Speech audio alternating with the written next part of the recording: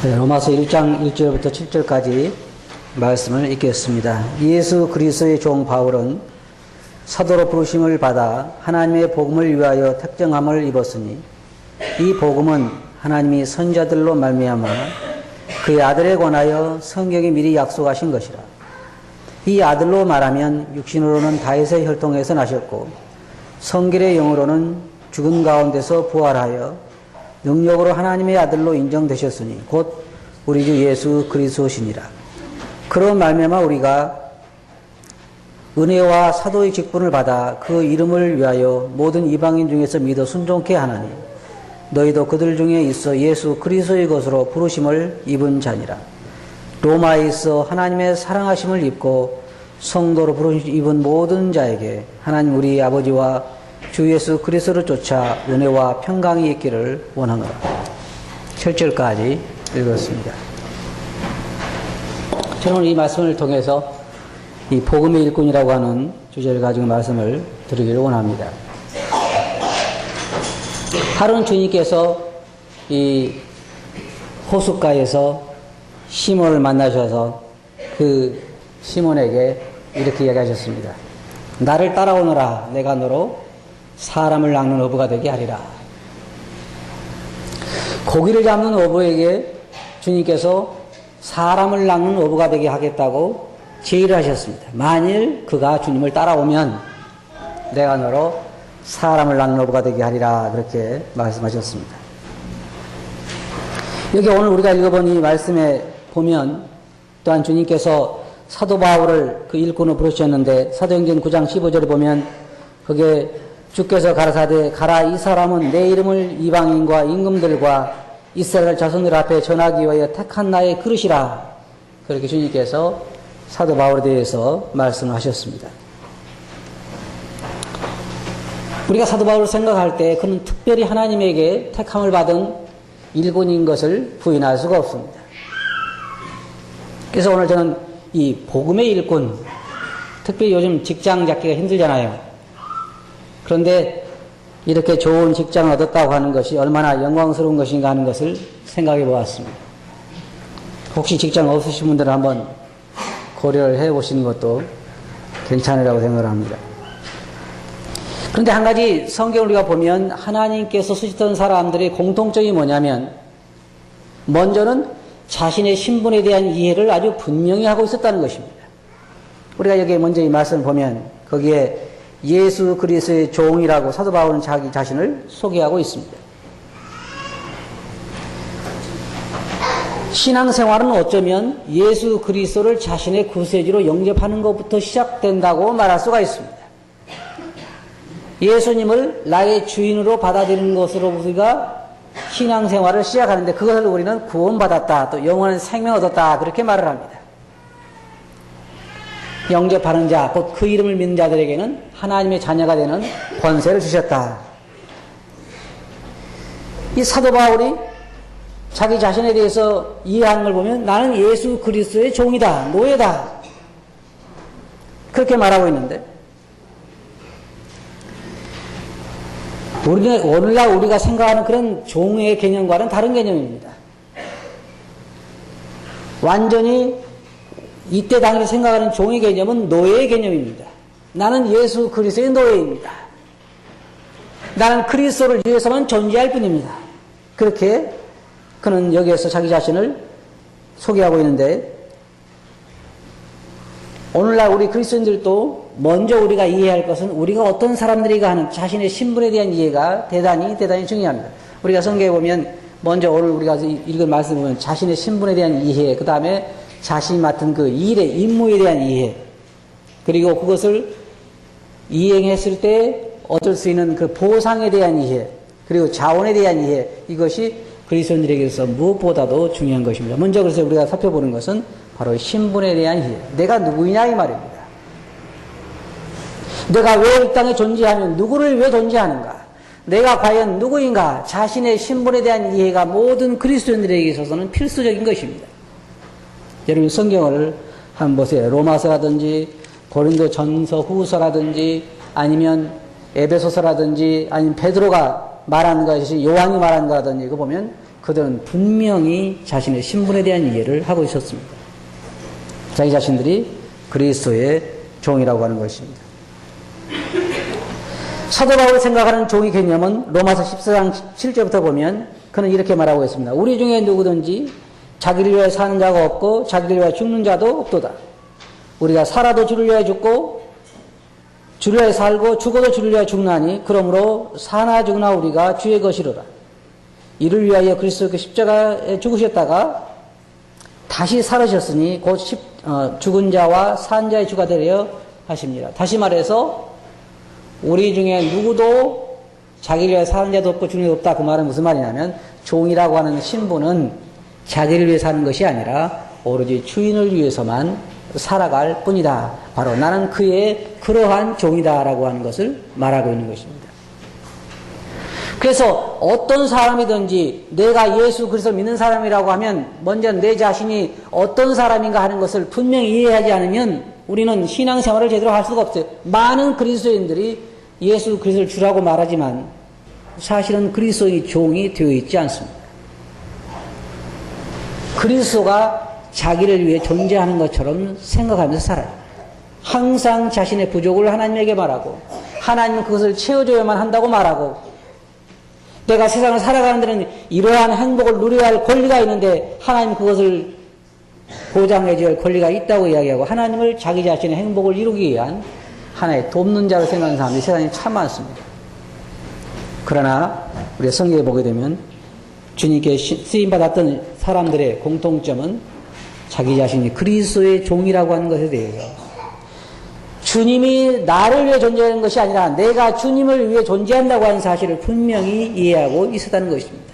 우리 중에 누구도 자기를 위해 사는 자가 없다.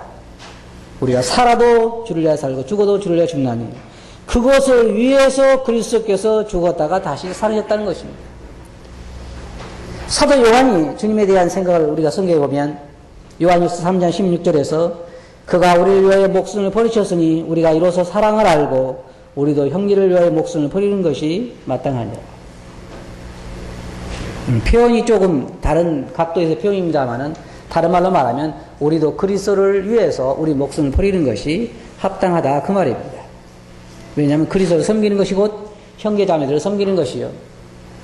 형제자매들을 섬기는 것이 곧 그리스도를 섬기는 것이기 때문에 우리가 형제들 위해 목숨을 버리는 것이 마땅하다고 하는 말은 그리스도를 위해 주님을 위해서 목숨을 버리는 것이 마땅하다고 하는 말입니다. 다시 말하면 우리 자신들이 어떤 사람이어야 하는가 하는 것을 말하고 있는 것입니다. 베드로의 말을 보면 베드로전서 4장 2절에서 그는 말하기를 그 후로는 다시 사람의 정욕을 쫓지 않고 오직 하나님의 뜻을 쫓아 육체의 남은 때를 살게 하려 하심이라. 예수 그리스도께서 나를 위해 돌아가신 것은 이제후로 이 순간부터 이제는 나를 위해 사는 것이 아니라 그리스도를 위해서 나의 남은 때를 살게 하기 위해서 그가 자기 목숨을 버리셨다고 하는 말입니다. 바로 그러한 자신의 신분에 대한 확실한 이해가 그로 하여금 신앙생활을 할 수 있도록 만들어주는 것입니다. 그런데 많은 사람들이 여기에서부터 잘못되어 있는 가능성이 참 많아요. 내가 누구인가? 물론 우리 입현교회 성도님들은 공부를 늘 하기 때문에 답들은요 잘 써와요. 답들은 잘 써요. 내가 누구냐 그럼 다 그리스도의 종이라고 이야기합니다. 그렇게 안 써는 사람은 없어요.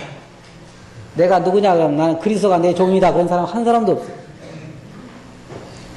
그런데 실제로 예배당 밖에만 나가면 그리스도를 종처럼 부리는 사람이 많아요. 모두가 나를 위해 해달라는 것이요. 어떻게 하면 주님 저로 하여금 행복한 삶을 살게 해줄 수 있습니까? 자신의 신분에 대해서 이해를 잘못하고 있는 사람들입니다. 우리가 주님을 위해 존재하는 것이 주님이 우리를 위해 존재하는 건 아니에요. 물론 어떤 의미에서는 맞는 말이라고 할지 모르지만 우리가 주님의 영광을 위해서 살아가야 할 것이지 주님이 우리의 영광을 위해서 사는 것은 아니라고 하는 것이죠. 왜냐하면 주님은 살아계실 때 우리를 위해 목숨을 버리셨기 때문에 모든 것을 우리를 위해서 희생하셨기 때문에 이제 우리로 하여금 이제는 우리 차례라 이 말이에요. 우리가 주님을 위해서 우리 목숨을 버릴 때다 그 말입니다. 두 번째로 우리가 성경에서 보면 주님께 크게 쓰임받았던 사람들의 공통점이 뭐냐면 자신의 임무에 대한 이해를 분명히 하고 있었다는 것입니다. 여기 보면 1절에 사도로 부르심을 받아 하나님의 복음을 위하여 택정함을 입었다 그랬습니다. 자기 자신은 사도 바울은 말하기를 나는 복음을 전파하기 위해서 특별히 택함을 받은 종이다. 그렇게 말을 하고 있습니다. 이 주님의 종들을 보면 다양합니다. 어떤 종은 밭에 가서 일하도록 부름을 받은 종이 있고, 어떤 종은 부엌에서 일하도록 부름을 받은 종이 있고, 어떤 종은 문지기 종이 있죠. 우리 성경에 보면 문지기가 있습니다. 문지기는 주인이 나가면 문 열어주고, 들어오면 문 열어주고, 주인이 밤 늦게 돌아와도 자지 않고 계속해서 문을 열어줄 준비를 하고 있어야 되고, 이 종들이 맡은 부분이 다 다른데 사도 바울은 말하기를 나는 복음 전파를 위해서 택정함을 받은 종이다. 우리가 가끔 성도들에게 당신의 은사는 무엇입니까? 다시 말하면 당신은 무슨 일로 택정함을 받았습니까? 라고 물어보면 자신이 무슨 일을 해야 할지 잘 모르는 사람들이 많이 있습니다. 그런데 주님에게 쓰임받은 사람들의 공통점이 뭐냐면 자기들이 해야 할 일이 무엇인가를 분명히 알고 있다는 것입니다. 사도행전 9장 15절을 보면 거기에 이 복음을 위한 특별한 선택에 대해서 주님께서 말씀하시는데, 주께서 가라사대 가라, 이 사람은 내 이름을 이방인과 임금들과 이스라엘 자손 앞에 전하기 위하여 택한 나의 그릇이라 그랬습니다. 특별히 주님께서 택한 그릇이다, 그렇게 말씀하신 것입니다. 그리고 사도 바울이 전해야 할 복음의 내용을 보면 여기 우리 로마서 1장 2절에서 이 복음은 하나님이 선지자들로 말미암아 그의 아들에 관하여 성경에 미리 약속하신 것이다. 자, 사도 바울은 첫째로 자기 자신이 누구인가를 분명히 알고 있었고, 자신이 해야 될 일이 무엇인가를 알고 있었고, 자신이 해야 될 일의 내용이 무엇인가도 분명하게 알고 있었습니다. 우리가 전하는 것은 예수 그리스도를 전하는 것이지 다른 걸 전하는 것이 아니에요. 여기서 그는 말하기를 이 복음은 다시 말해서 자기가 복음을 위하여 택정함을 받았는데, 이 자기가 전할 복음은 뭐냐? 다시 말해서 하나님이 선지자들을 말미암아 그 아들에 관하여 약속하신 것이다. 우리가 복음을 전할 때 진정으로 복음의 내용이 무엇인가를 알고 전해야 한다는 것을 우리는 성경에서 보게 됩니다. 우리가 세상에 복음이라고 하는 것은 복된 소식이라고 하는 말인데, 복된 소식, 왜 복된 소식이냐? 예수 그리스도에 대해서 전하는 것이 복된 소식이에요. 그게 왜 복된 소식입니까? 이제 그 후에 나오는 말씀들을 우리가 보면 알 수가 있습니다. 3절에 보면 이 아들로 말하면 육신으로는 다윗의 혈통이 나오고, 육신적으로 볼 때 그는 다윗의 가문을 통해서 나온 사람인데, 영적으로 볼 때는 그는 부활로 말미암아 하나님의 아들로 입증되신 분이다, 그렇게 말하고 있습니다. 우리가 복음을 전한다고 할 때는 맨 먼저 온 세상에 대한 하나님의 계획을 사람들에게 전할 필요가 있습니다. 하나님 지금 이 세상을 불태워버리고 새로운 우주를 창조하실 계획을 가지고 계시는데, 그 전에 이 땅에 살고 있는 죄인들을 구원하시기 위해서 그의 아들 예수 그리스도를 이 땅에 보내셔서 그로 하여금 우리 일을 담당하셨다고 하는 이 모든 사실들을 사람들에게 증거하는 것입니다. 인간의 운명이 어떠하며, 또한 그리스도의 성육신과 그 사역에 증거하는 것이고, 또한 그리스도의 부활에 대해서, 그리고 앞으로 이 땅에 임할 심판과 영원한 멸망에 대해서, 그리고 사람이 어떻게 하면 그 멸망을 피할 수 있는가, 예수 그리스도가 왜 우리에게 구세주인가, 이런 것들을 사람들에게 증거하는 것이 우리가 복음을 증거하는 거라, 그렇게 말하는 것입니다. 복된 소식. 사람이 영원한 멸망을 피해서 영원한 생명을 얻을 수 있다고 하는 사실, 그것이 바로 우리 주 예수 그리스도를 통해서 얻을 수 있다고 하는 사실, 우리 예수 그리스도의 십자가의 대속을 말하는 그 사역, 이것을 증거하는 것이 복음의 내용입니다. 그런 여기 말하기를 우리가 해야 할 일은 모든 이방인들을 불러 주 예수 그리스도의 이름을 믿고 순종하게 하는 것이라 그랬습니다. 사도 바울은 복음을 전할 때 그 복음을 전해야 할 그 영역에 대해서도, 대상에 대해서도 그런 이해하고 있는 것을 우리가 알 수 있습니다. 특별히 저는 사도 바울을 생각할 때 그가 복음을 위해서 그 임무에 대해서 얼마나 힘을 썼나 하는 것을 생각해 보았습니다. 그런 복음에 대해서 네 가지 자세를 취하고 있습니다. 고린도전서 9장 16절을 보면 내가 복음을 전할지라도 자랑할 것이 없으면 내가 부득불을 할 일임이라. 사도 바울은 복음 전하는 것에 대해서 네 가지 자세를 취합니다. 하나는 뭐냐면 여러분 성경에 보시면 거기에 고린도후서 5장 13절부터 15절을 보면 그리스도의 사랑이 우리를 강권하신다 그랬습니다. 사도 바울은 자기 자신을 주님께서 구원해 주신 자기가 교회를 핍박하고 그리스도인들을 핍박하고 그럴 때 주님께서 자기를 불러서 구원케 해 주신 걸 생각할 때 그 사랑을 생각할 때 그 사랑이 이 사도 바울의 마음을 강권시켰습니다. 그래서 그는 주님의 사랑을 생각하면서 사람들에게 복음을 증거했습니다. 그리스도를 섬겼습니다. 또 한 가지 그의 동기를 보면 내가 부득불할 일임이라 그랬습니다. 복음을 전하는 것은 증거를 해도 되고 안 해도 되는 것이 아니라 전해만 하는 그런 자기가 맡은 임무라고 하는 것입니다. 나는 특별히 그 일을 위해서 택정함을 입어노라. 그러니까 복음을 전하지 아니하면 자기에게 화로다라고 그는 말했습니다. 복음을 전하지 않으면 내게 화가 있을 것이므로라. 사도 바울이 그 임무를 맡아서 하면서 그는 때때로는 그리스도의 사랑을 생각할 때 감동되고 감사해서 사람들의 복음을 증거해도 했지만 한편으로는 자기가 임무를 맡았기 때문에 해야만 했고 또 한편으로는 복음을 전하지 않으면 자기에게 화가 있다고 하는 하나님의 그 징계에 대해서도 그는 생각했던 것을 우리가 생각할 수 있습니다. 그래서 그의 자세를 보면요. 고린도후서 5장 13절 보면 우리가 만일 미쳤어도 하나님을 위한 것이요 만일 정신이 온전하여도 너희를 위한 것이니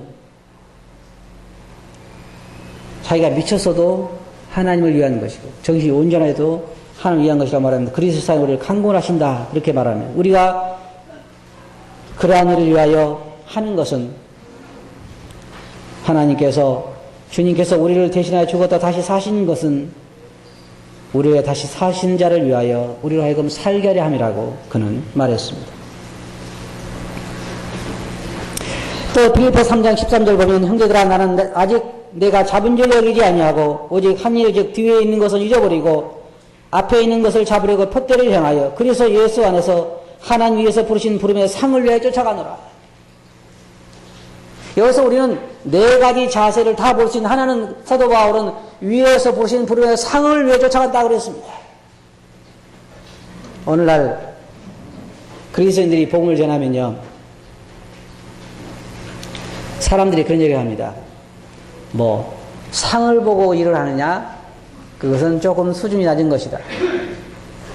제가 볼 때 사도 바울도 상당히 수준이 낮은 사람이에요. 왜냐하면 위에서 부르신 부름의 상을 위하여 쫓아가느라 그랬으니까 수준이 상당히 낮은 사람이죠.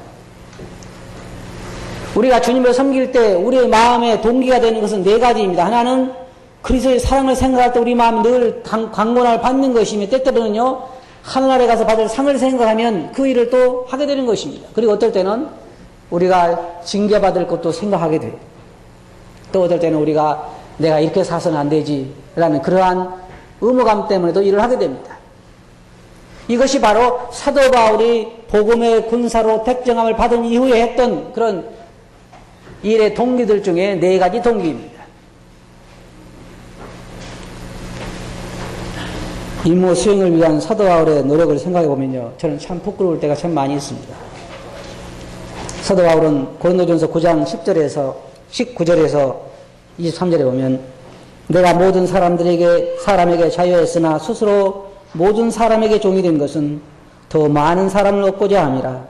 유대인들에게 내가 유대인과 같이 된 것은 유대인들을 얻고자 하며 율법 아래 있는 자들에게는 내가 율법 아래 있지 아니하나 율법 아래 있는 자와 같이 된 것은 율법 아래 있는 자들을 얻고자 하며 율법 없는 자에게는 내가 하나님께는 율법 없는 자가 아니요 도리어 그리스도의 율법 아래 있는 자나 율법 없는 자와 같이 된 것은 율법 없는 자들을 얻고자 함이라. 약한 자들에게는 내가 약한 자와 같이 된 것은 약한 자들을 얻고자 하며 여러 사람에게 내가 여러 모양이 된 것은 아무쪼록 몇몇 사람들을 구원코자 하매니 내가 복음을 위하여 모든 것을 행함은 복음에 참여하고자 함이라. 복음에 참여하고자 함이라. 그렇게 이야기했습니다. 다시 말하면요, 사도 바울은요, 복음 세일즈맨이에요. 외판원. 그러니까 물건 팔려고 그는 모든 자기가 할 수 있는 방법을 다 했어요. 요즘 제 아들이 영업한 걸 보면요, 이 사도 바울 생각이 나요. 뭐 어떨 때는 CD도 고다주고, 병원에 의사도 CD도 고다주고, 별거 다 한다고 그래요. 심부름도 하고, 어떨 때는 시원한 것도 사다 주고. 우리 보험제할 때 어떻습니까? 이 사도 바울이 예수 그리스도의 복음을 전가하기 위해서 그는 유대인들에게는 유대인처럼, 이방인들에게는 이방인처럼, 율법 아래 있는 자들에게는 율법 아래 있는 자처럼, 약한 자들에게는 약한 자처럼, 그는 말하기를 나는 모든 사람들의 종이 되었다 그랬습니다. 왜냐하면 복음에 참여하기 위해서, 복음을 전가하기 위해서. 자기가 그 일을 위해 특별히 택정을 받은 사람이기 때문에 그는 그 복음 전파를 위해서, 복음을 팔기 위해서, 조금 저속한 용어입니다만, 복음을 팔기 위해서 그는 모든 수단과 방법을, 죄 짓는 일은 아니지만 사람들의 마음을 얻을 수 있다면, 그로 하여금 예수 그리스도를 믿고 구원받게 할 수 있다면 자기 자신을 낮춘 데 있어 전혀 구애를 받지 않았습니다. 그는 아무 일에도 부끄럽지 않고 오직 자기 몸에서 그리스도가 존귀 여김을 받기를 원한다고 했습니다. 복음을 전하는 데 있어서 그는 전혀 어떤 일을 한다 할지라도 부끄러워하지 아니하고, 자기 자신이 다른 사람을 섬기는 일이든지 자기 자신이 희생당하는지, 그는 심지어 말하기를 내 목숨을 제물로 드린다 할지라도 난 너희와 함께 기뻐하고 기뻐하리라 그랬습니다. 그는 복음을 위해서 그 모든 수단과 방법을 가리지 않았습니다. 저는 가끔 그 뉴스 매체를 통해서 뭐 전자제품 외판원 대한민국 1위 이런 사람 나오죠. 뭐 연봉 수억 배. 여러분 그런 사람 어떻습니까? 그런 사람 보면요, 정말 부지런하고, 인맥은 뭐 4천, 8천까지 다 찾아다니고, 부끄러워하지 않죠? 얼굴에 뭘 깔았어요? 얼굴을 두껍게 하고 다녀요.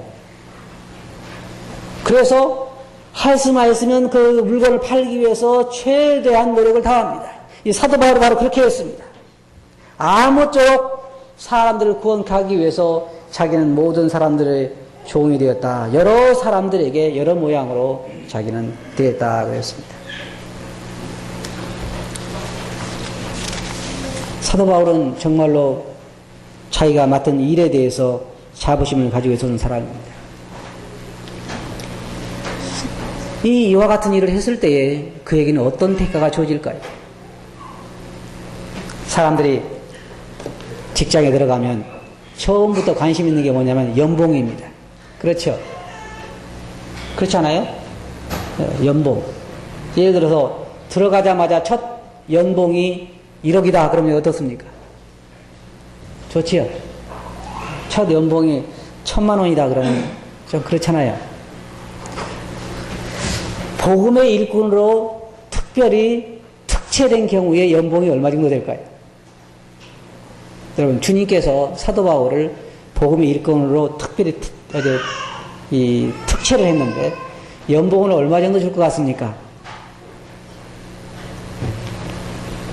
생각해 보셨어요? 이 연봉에 아무도 관심이 없어요. 연봉에 아무도 관심이 없어요.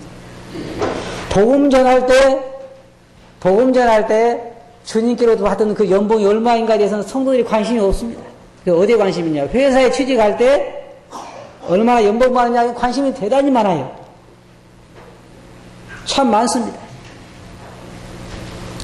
한 영혼을 주님께 인도하는데 얼마 주지요? 여러분 얼마 줄 것 같습니까?